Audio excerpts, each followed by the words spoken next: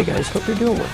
In today's video we're making a new portable communication device out of a small dental floss package. Oral-B Floss Pro Health. I picked this up at a yard sale for the purpose of turning it into a communications device. I pulled off all the stickers. I pulled the spool of floss out and cut off the spool holder. I wanted this device to have a handheld device, so I cut off some of the top of the floss. I drilled holes in the side of the floss pack. I'm going to use part of this clothing pin to make a handset. I used some paperclip wire to make some loops for a shoulder strap. I'm going to use some black foam for the main control part of this device. The handset will sit next to the main control part.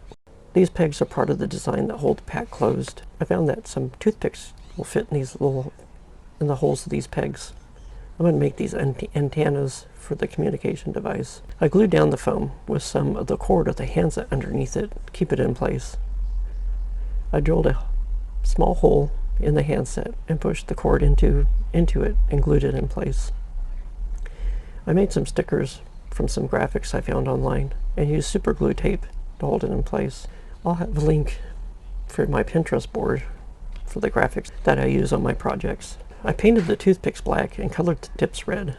When the device isn't set up, these antennas will sit inside the pack when it's closed. The handset can be used when the pack is closed. I used AI to create some specs for this device. Here are the specs presented by AI.